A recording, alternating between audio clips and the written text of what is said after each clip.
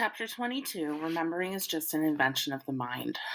Spring has sprung, Freak says, and so are we. This is the day school gets out, and we're taking the long way home. By now, I've been carrying him around on my shoulders for almost a year. We call it walking high, and even if we haven't been going on any dangerous quests lately so the fair Gwen won't throw a fit, Freak hasn't exactly given up on slaying dragons.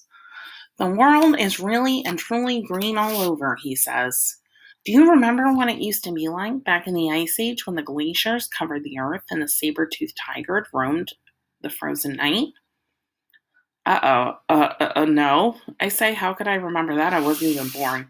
Don't be a pinhead, he says. Remembering is just an invention of the mind.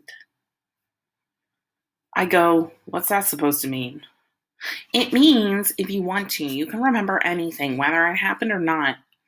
Like, I can remember what it was like in the Ice Age. I kept trying to invent stuff, the wheels, central heating, indoor plumbing, but the Neanderthals were happy with a campfire and a fur coat.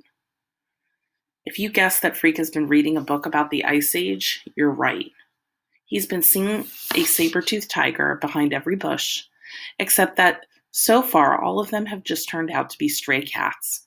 Or once it was the skunk, and it's a good thing I can run fast, or we'd have to soak in tomato juice, which is the only way to get rid of the stink. Inventing electricity would be tough, he says, without copper wire and magnets, but I could handle inventing a compass. All you have to do is rub the needle. That way everybody can head south and get away from the glaciers.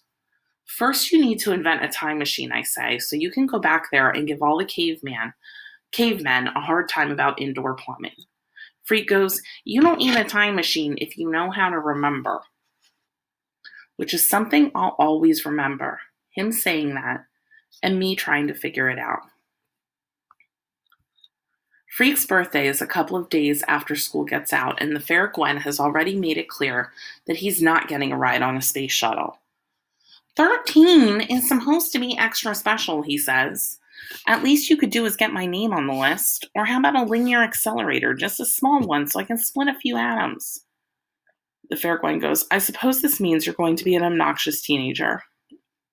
The deal is we really get 2 birthdays for the price of 1 because Freak the Mighty is almost a year old.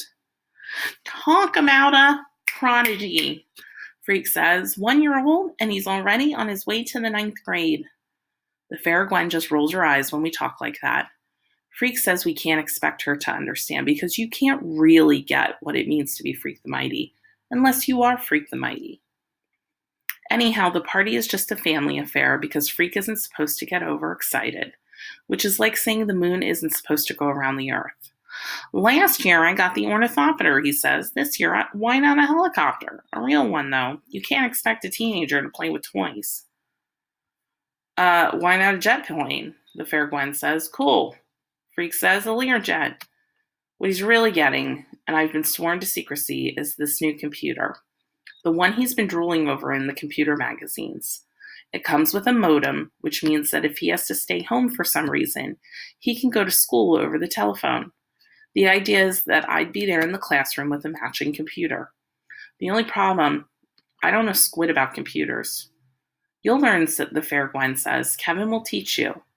But why should he have to stay home, I ask her. We're out in the kitchen, and she and Graham are frosting cakes, and Freak is hanging out in the living room, acting like he intends to have a party every day for the rest of his life. Maybe you won't have to stay home, the fair Gwen says, and she and Graham kind of lock eyeballs for a second. That secret code that mothers have.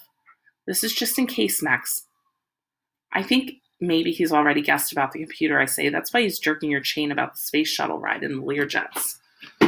I'm not surprised, the fair Gwen says. You can't keep anything from Kevin. Freak hardly touches his supper, and he says he's saving his appetite for the cake. And finally, we're all done eating except for Graham, who keeps rubbing his belly and rolling his eyes and telling the fair Gwen what a genius she is with fresh peas and new potatoes and salmon. And he'll just have a smidgen more thanks. And finally, Graham clears her throat with smiles, and Grim has to apologize for being such a pig. The funny thing is, when they do bring out the cake, Freak asks me to flame out the candles while he makes a wish.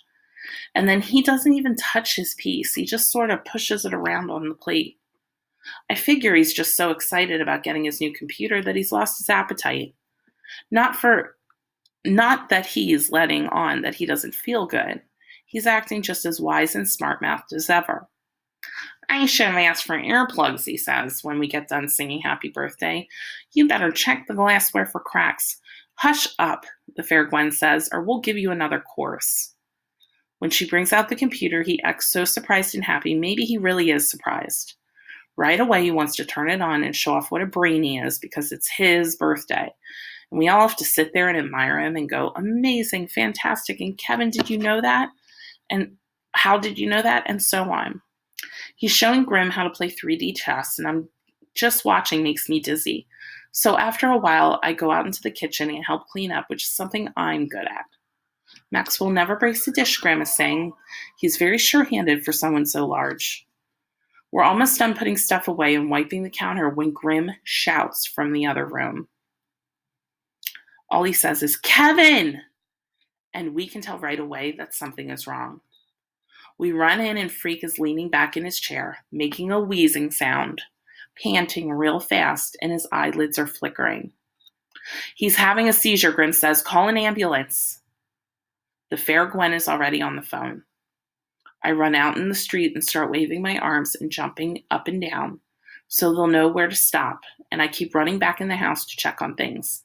But the fair Gwen says there's nothing we can do except wait. We'll see what happens to Freak tomorrow.